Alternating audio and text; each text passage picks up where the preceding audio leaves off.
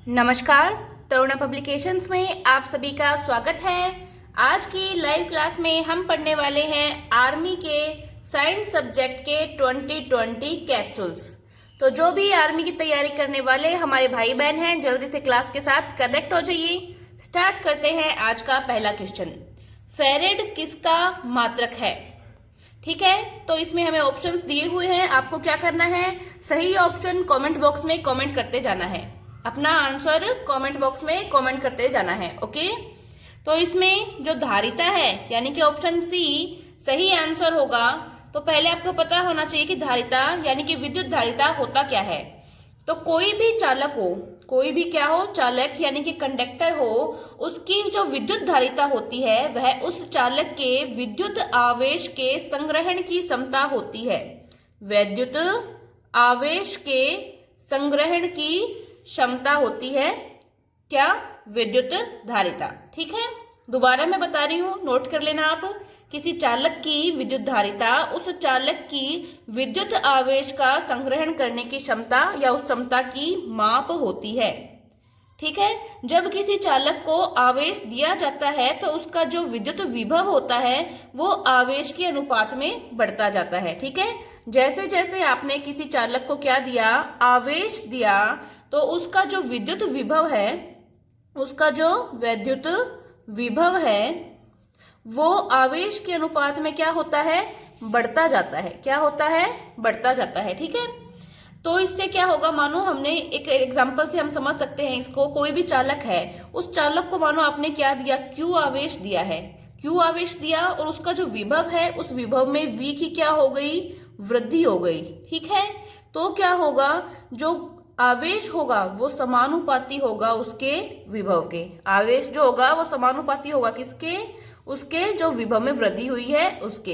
इस समानुपाती के निशान को हटाएंगे तो यहाँ पे हम क्या लगा देंगे, बराबर, और यहाँ पे एक्स्ट्रा में क्या लग जाएगा, एक नियतांक C। जब भी समानुपाती का निशान हम हटा के बराबर का निशान लगाते हैं तो एक नियतांक लग जाता है। C यहाँ पे क्या है, नियतांक है। ठीक है, Q आवेश है और V यहाँ पे क्या है, विभव। तो यहाँ से हमें ये सूत्र मिल जाएगा। तो आई होप आप विद्युत धारिता को समझ गए होंगे। साथ साथ नोट कर लेना, बाकी जो इसकी PDF है वो हम आपको हमारे टेलीग्राम चैनल पे प्रोवाइड करवा देंगे। ठीक है, जो ये विद्युत धारिता होती है वह एक अदिश राशि होती है। कैसी राशि होती है? अदिश राशि होती है, यानी कि यह सिर्फ परिमाण पे निर्भर करती है, दिशा का इस पर कोई प्रभाव नहीं पड़ता है। ठीक है, तो ये अदिश राशि हो गई। इसका जो SI मात्रक होता है विद्युत धारिता का वो होता है फेरेड, जिसकी हम बात कर रहे थे। तो ऑप्शन C यहाँ पे क्या हो गया, सही हो गया। ओके, नेक्स्ट क्वेश्चन पे आते हैं। नेक्स्ट क्वेश्चन क्या है, देखिए, किसी वस्तु का विस्थापन हो सकता है। ऑप्शन दिए हैं शून्य, धनात्मक, ऋणात्मक। ये मैंने पहले भी करवा दिया ये क्वेश्चन आपको। तो यहाँ पे तीनों ऑप्शन सही है, यानी कि D क्या होगा, यहाँ पे सही होगा। तो ये सभी प्रकार का विस्थापन हो सकता है। नेक्स्ट क्वेश्चन देखिए, यदि एक वस्तु पर F बल लगाने पर 1 मीटर का विस्थापन हो तो किया गया कार्य तुल्य होगा। कार्य बताना है। कार्य मैंने आपको बताया हुआ है, कार्य क्या होता है, बल गुणा में विस्थापन। कार्य का सूत्र क्या होता है, बल गुणा में विस्थापन। कार्य को लिखते हैं हम W से। बल हमें यहाँ पे क्या दिया हुआ है, F। विस्थापन क्या दिया है, 1 मीटर।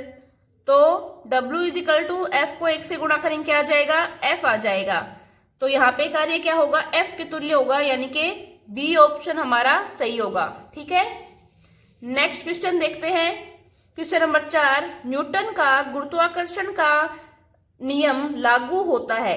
ऑप्शन दे रखे हैं हमें यहाँ पे, देखिए, केवल अनावेशित कणों के लिए, केवल ग्रहों के लिए, केवल आकाशीय पिंडों के लिए, या सभी पिंडों के लिए। तो D ऑप्शन सही है। न्यूटन के नियम में हमने मानसी मैम की क्लास में पूरा डिस्क्रिप्शन के साथ पढ़ा है, उसका लिंक भी नीचे डिस्क्रिप्शन में दिया हुआ है, वहां से आप वो देख लेना। तो जो न्यूटन का गुरुत्वाकर्षण का नियम है वो सभी पिंडों के लिए लागू होता है। तो D ऑप्शन यहाँ पे सही होगा। नेक्स्ट क्वेश्चन पे आते हैं। क्वेश्चन नंबर 5, क्रायोजेनिक किससे संबंधित विज्ञान है। ठीक है, क्रायोजेनिक किससे संबंधित विज्ञान है, ये क्वेश्चन है हमारा। ऑप्शन दिया हुआ है उच्च ताप, निम्न ताप, घर्षण और टूट फूट और क्रिस्टलों में वृद्धि। तो हमें पता है जो क्रायोजेनिक है वो निम्न तापमान से संबंधित विज्ञान है। इसमें इन्हीं सभी अभिक्रियाओं का और प्रयोगों का अध्ययन किया जाता है। देखिए जो क्रायोजेनिक है उसको हम निम्न तापिकी भी कहते हैं, निम्न तापिकी। ठीक है, साथ साथ लिख लीजिए आप। इसके अलावा इसका एक नाम और है, मैं दोनों नाम आपको बता देती हूँ ताकि आप लोग कंफ्यूज ना हो। तुषार जनिकी इसका एक और नाम है, निम्न तापिकी, तुषार जनिकी इसका मतलब क्रायोजनिकी है। तो ये तीनों नाम आप याद रख लेंगे, क्वेश्चन कैसे भी आए आपको हमेशा सही करना है। ओके, देखिए क्रायोजेनिक जो शब्द है वो कहाँ से आया। यह यूनानी शब्द था, एक यूनानी शब्द था जिससे हमने क्रायोजेनिक बनाया। क्या था वो यूनानी शब्द, वो था क्रायोस। ठीक है, क्रायोस नाम का एक यूनानी शब्द था, इस शब्द से क्रायोजेनिक बना है। अब ये जो क्रायोस है ना, इसका अर्थ होता है शीत। इसका क्या अर्थ होता है, शीत या बर्फ की तरह शीतल, ये इसका अर्थ होता है। यहाँ जो शीत है मतलब निम्न तापमान से इसको हम समझ सकते हैं। तो निम्न तापमान की जो अभिक्रियाएं, जो प्रयोग होते हैं उनका अध्ययन क्रायोजेनिक के अंदर किया जाता है। ठीक है, नेक्स्ट क्वेश्चन देखते हैं हम, क्वेश्चन नंबर 6। किसी पृष्ठ से परावर्तित प्रकाश की मात्रा निर्भर करती है। ठीक है, प्रकाश की जो मात्रा है वो किस पर निर्भर करती है। तो देखिए ऑप्शन आपको यहाँ पे दिए हुए हैं, प्रकाश के माध्यम पर, प्रकाश के स्रोत पर, पृष्ठ की प्रकृति पर, या निम्न में से कोई नहीं। ठीक है, तो जो पृष्ठ की प्रकृति होती है, पृष्ठ यानी कि जो सरफेस होती है जिससे प्रकाश टकराता है वो किस प्रकार का है, उसकी प्रकृति क्या है, उसकी नेचर क्या है, इसके ऊपर निर्भर करती है। ठीक है, तो यहाँ पे आपका सी ऑप्शन सही हो जाएगा। नेक्स्ट क्वेश्चन देखते हैं हम, क्वेश्चन नंबर 7। धारा के परिमाण का मात्रक है। धारा यानी कि विद्युत धारा यानी करंट, इसके परिमाण का मात्रक क्या है। हम सभी को पता है एम्पियर इसका मात्रक होता है धारा का। ठीक है, देखो तो आपको ये भी पता होना चाहिए कि धारा क्या होती है। तो थोड़ा सा हम विद्युत धारा के बारे में जान लेते हैं, विद्युत धारा के बारे में जान लेते हैं। देखो आवेश के प्रवाह की जो दर होती है, आवेश के प्रवाह की दर हमने पहले भी एक क्लास में डिस्कस कर लिया है, इस बारे में दोबारा बता देती हूं मैं। आवेश के प्रवाह की दर को हम क्या कहते हैं, विद्युत धारा कहते हैं। इसका जो एसआई मात्रक होता है वो क्या होता है, एम्पियर होता है। ठीक है, देखिए विद्युत धारा को हम आई से लिखते हैं, आवेश के प्रवाह की दर यानी कि आवेश, और किसके सापेक्ष, समय के सापेक्ष, तो बटे में समय। आवेश को हम लिखते हैं क्यू से, समय को हम लिखते हैं टी से। तो यहाँ पे हमें सूत्र भी मिलता है I = Q/T। इससे भी क्वेश्चन एग्जाम में आ सकते हैं, तो ये याद रख लेना आप। इसके अलावा देखिए Q का मात्रक क्या होता है, कूलाम, और T यानी कि समय का मात्रक क्या होता है, सेकंड। तो कूलाम प्रति सेकंड क्या आ गया, कूलाम प्रति सेकंड। ये भी किसका मात्रक है, धारा यानी कि I का मात्रक है। और इसको हम क्या लिखते हैं, एम्पियर। वैज्ञानिक जो एम्पियर थे उनके सम्मान में इसको नाम दिया गया है एम्पियर। तो एम्पियर जो है वो धारा का ऐसा ही मात्रक है। और धारा क्या है, आवेश की प्रवाह की दर को हम धारा कहते हैं। आई होप आप समझ गए होंगे। तो ये छोटी छोटी बातें भी आपको ध्यान में रखनी है। नेक्स्ट क्वेश्चन देखिए, वह चुनिए जो मिश्रण नहीं है। ठीक है, मिश्रण इनमें से कौन सा नहीं है वो आपको चुनना है। ऑप्शन दिए हुए हैं यहाँ पे, वायु, गैसोलीन, एलपीजी, आसुत जल। तो आपको पता है वायु भी मिश्रण होती है, गैसोलीन भी मिश्रण है, एलपीजी भी मिश्रण है। तो इनमें से कौन सा नहीं है वो बताना है। तो आसुत जल यहाँ पे मिश्रण नहीं है, तो डी ऑप्शन सही होगा। देखिए आपको पता होना चाहिए मिश्रण क्या होता है। तो ये थोड़ा पढ़ लेते हैं हम। द्रवों, ठोसों और जो गैस है, ठीक है, द्रवों, ठोसों और गैसों को आपस में मिलाने की जो क्रिया होती है या इनसे उत्पन्न होने वाला जो पदार्थ होता है उसको हम क्या कहते हैं, मिश्रण कहते हैं। ठीक है, तो इसको एक प्रकार से हम ऐसे समझ सकते हैं या इसको एक अलग प्रकार से भी समझ सकते हैं कि देखिए अलग अलग पदार्थों को आपस में मिलाना परंतु उनके मूल कणों में परिवर्तन नहीं होना चाहिए, वो मिश्रण कहलाता है। ठीक है, तो जो मिश्रण होते हैं वो दो प्रकार के होते हैं। मिश्रण जो होते हैं वो दो प्रकार के होते हैं। एक तो होता है समांगी मिश्रण और एक होता है विषमांगी मिश्रण। पहला तो समांगी मिश्रण और दूसरा विषमांगी मिश्रण। इनमें क्या फर्क होता है, देखिए ध्यान से देखिए, क्योंकि यहाँ से क्या है क्वेश्चन हमेशा आते रहते हैं एग्जाम में। तो देखो समांगी मिश्रण में क्या होता है, जो अवयवी कण होते हैं उनको पृथक नहीं देखा जा सकता है, और विषमांगी मिश्रण में जो अवयवी कण है उनको पृथक रूप से देखा जा सकता है। एग्जाम्पल से मैं आपको समझा सकती हूँ। जो समांगी मिश्रण है उसमें एग्जाम्पल लो आप नमक और जल का मिश्रण, नमक और जल का मिश्रण। जल के अंदर अगर हम नमक मिला दें तो उसको हम पृथक रूप से देख नहीं पाते हैं। विषमांगी मिश्रण में आप एग्जाम्पल लो तेल और जल के मिश्रण का। तेल और जल को आप मिलाते हो तो तेल की बूंदें उसमें अलग दिखाई देती है, मतलब अवयवी कणों को आप पृथक रूप से देख पाए हो। तो ये इनके अंदर डिफरेंस होता है। आई होप आप समझ गए होंगे मिश्रण क्या है और मिश्रण के प्रकार।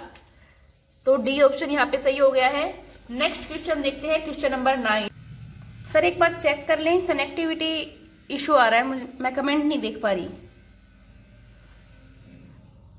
एक बार ओके बोल दीजिए सभी लोग। ओके स्टार्ट करते हैं। वापस बोल रही हूं मैं, एक बार वापस बोल रही हूं। 9 नंबर क्वेश्चन, ठीक है। एक छड़ के चुंबकत्व को बनाने की प्रक्रिया में क्या होता है? तो छड़ पूरे भाग से चुंबकित होती है, या छड़ केवल बाहरी सतह से चुंबकित होती है, या छड़ केवल आंतरिक सतह से चुंबकित होती है, या छड़ सिरों से चुंबकित होती है? तो इसमें ए ऑप्शन सही है, ए ऑप्शन सही है, छड़ पूरे भाग से चुंबकित होती है। Okay next question, question number 10।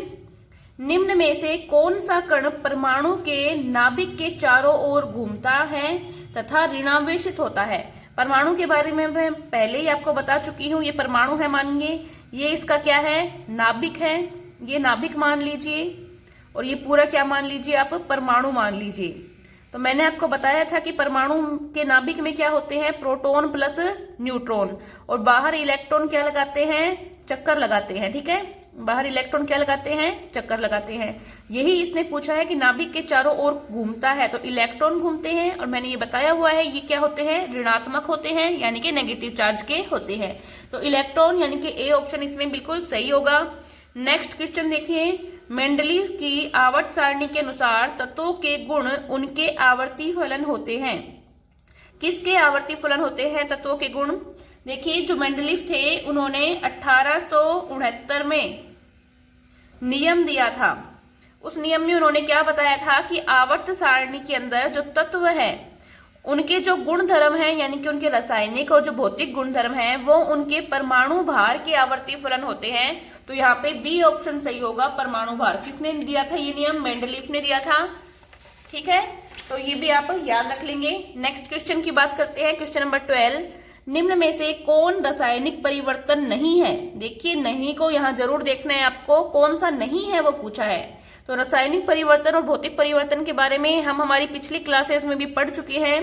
क्या पढ़ा था हमने पढ़ा था जब अभिकारक हो, जब क्या हो अभिकारक हो, अभिकारक उत्पाद में बदल जाए, अभिकारक उत्पाद में बदल जाए और उसके बाद वो वापस अभिकारक बन सके, वो तो कहलाता है भौतिक परिवर्तन। वो तो क्या कहलाता है? भौतिक परिवर्तन। और जब अभिकारक उत्पाद में बदल जाए और वो उत्पाद वापस अभिकारक में नहीं बदल सके, वो परिवर्तन क्या कहलाता है? रासायनिक परिवर्तन कहलाता है। इन दोनों की बात हम कर चुके थे। तो अब यहाँ पे पूछा है रासायनिक परिवर्तन कौन सा नहीं है। तो देखिए लकड़ी का जलना रासायनिक परिवर्तन होता है, क्योंकि जली हुई लकड़ी से आप वापस लकड़ी प्राप्त नहीं कर सकते। उसके बाद पत्तियों का जलना, जली हुई पत्ती से भी आप वापस पत्ती प्राप्त नहीं कर सकते, तो ये भी रासायनिक परिवर्तन है। ये दोनों रासायनिक परिवर्तन है। प्रकाश संश्लेषण भी रासायनिक परिवर्तन है, लेकिन जो बर्फ का गलना है वो भौतिक परिवर्तन है, क्योंकि बर्फ गल के जब जल बन जाती है यानी पानी बन जाती है, उस पानी को वापस हम जमाकर बर्फ बना सकते हैं। तो बी ऑप्शन क्या होगा यहाँ पे? बिल्कुल सही होगा, ठीक है। नेक्स्ट क्वेश्चन देखिए, क्वेश्चन नंबर 13। अम्ल धातु से क्रिया करके निम्न में से कौन सी गैस मुक्त करते हैं? हम सभी को पता है हाइड्रोजन गैस मुक्त करते हैं।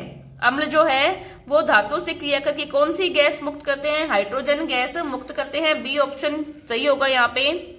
नेक्स्ट क्वेश्चन, धातु वे तत्व हैं जिनमें कौन सी प्रवृत्ति होती है? देखिए, धनायन बनाने की प्रवृत्ति होती है, ऋणायन बनाने की प्रवृत्ति होती है, हथौड़े से पीटने पर छोटे छोटे कणों में टूट जाने का गुण होता है, विद्युत तथा ऊष्मा के कुचालक होने का गुण होता है। तो देखिए, इसमें ए ऑप्शन सही है। धातु जो है वो ऐसे तत्व है जो धनायन बनाने की प्रवृत्ति रखते हैं, धनायन बनाने का गुण रखते हैं। तो इसमें ये ऋणायन बनाने की प्रवृत्ति ये गलत है। हथौड़े से पीटने पर छोटे छोटे कणों में टूट जाना, नहीं, ये बिल्कुल गलत है। जो धातु होती है वो तन्य प्रवृत्ति की होती है, उनको हथौड़े से पीट पीट कर लंबी उनकी चादर या लंबे तार भी बनाए जा सकते हैं, उनमें तन्यता का गुण होता है धातु के अंदर। ठीक है, विद्युत की और ऊष्मा की धातु जो होती है वो सुचालक होती है। तो ये ऑप्शन भी यहाँ पे गलत हो गया, तो ए यहाँ पे सही है। ठीक है, नेक्स्ट क्वेश्चन देखते हैं। 15वां क्वेश्चन, कार्बन का शुद्ध रूप है हीरा, ग्रेफाइट, चारकोल, फुलरिन। देखिए, जो हीरा, ग्रेफाइट और फुलरिन है वो कार्बन के क्रिस्टलीय अपर रूप है। कैसे अपर रूप है? क्रिस्टलीय अपर रूप है। वैसे तो ग्रेफाइट और फुलरिन जो है वो भी कार्बन के शुद्ध रूप होते हैं, लेकिन ऑप्शन के अंदर ये चारों दिए हुए हैं आपको, तो हीरा जो है वो सर्वाधिक शुद्ध रूप है कार्बन का। हीरा जो है वो कार्बन का सर्वाधिक शुद्ध रूप है। ठीक है, नेक्स्ट क्वेश्चन पे आते हैं हम, क्वेश्चन नंबर 16। हाँ जी, हीरे का जो उपयोग होता है वो बड़े पत्थरों और चट्टानों को काटने में भी किया जाता है। यहां से भी क्वेश्चन बनता है, तो ये भी आप याद रख लेना। नेक्स्ट क्वेश्चन देखते हैं, प्रकाश रसायन स्मोग किस अभिक्रिया का परिणाम है? देखिए, ऑप्शन दिया है, सूर्य प्रकाश की उपस्थिति में NO और O3 तथा पर ऑक्सी एसिटिल नाइट्रेट। तो ये पहला ही ऑप्शन हमें सही मिल गया है, तो ए ऑप्शन यहाँ पे सही है। तो प्रकाश रसायन स्मोग जो अभिक्रिया है उसका परिणाम सूर्य का जो प्रकाश होता है उसकी उपस्थिति में NO, O3 तथा परऑक्सी एसिटिल नाइट्रेट, ये अभिक्रिया का इसका उदाहरण होगा। ठीक है, तो नेक्स्ट क्वेश्चन पे आते हैं। सभी सजीव जीव एक दूसरे से जुड़े हुए होते हैं क्योंकि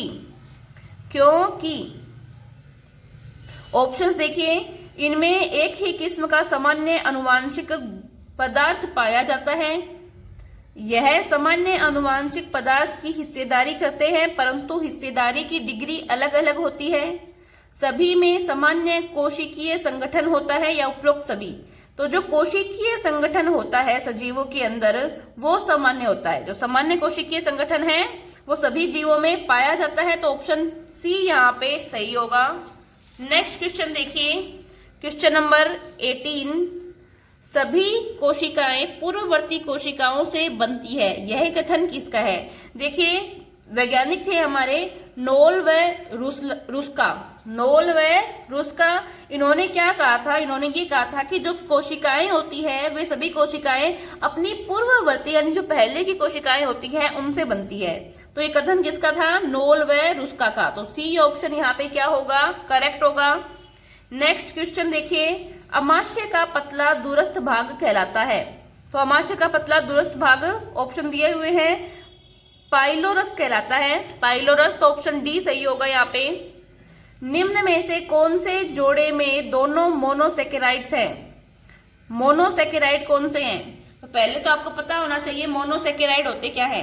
देखो, जो कार्बोहाइड्रेट की एकल श्रृंखला होती है उसका सबसे सरल रूप मोनोसेकेराइड कहलाता है, यानी कि एकल शर्करा का सबसे सरल प्रकार का जो कार्बोहाइड्रेट होता है वही मोनोसेकेराइड कहलाता है। मैं लिख देती हूं यहाँ पे, आप नोट कर लेना। एकल शर्करा का सबसे सरल प्रकार का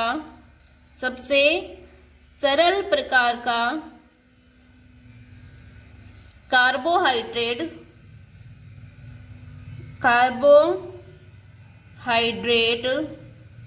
क्या कहलाता है? मोनोसेकेराइड कहलाता है। तो देखिए, इसके अंदर ऑप्शंस आपको दिए हुए हैं, तो जो फ्रुक्टोज और ग्लूकोज हैं वो इसमें सही ऑप्शन होंगे। तो ऑप्शन नंबर सी जो है वो सही है। इस प्रकार आज हमने हमारे साइंस के पूरे 20 क्वेश्चन सोल्व कर लिए हैं। हर क्वेश्चन में जो और अलग टाइप के क्वेश्चंस बनते हैं वो भी मैंने आपको बता दिए हैं। तो अगर आपको हमारी वीडियोस पसंद आती है तो हमारी वीडियोस को लाइक करें, अपने दोस्तों के साथ शेयर करें और जितने भी आर्मी की तैयारी करने वाले आपके भाई बहन हैं उन सभी को ये वीडियो शेयर करें ताकि सभी इसका फ़ायदा उठा सकें। तो बने रहें तरुणा पब्लिकेशंस के साथ। धन्यवाद।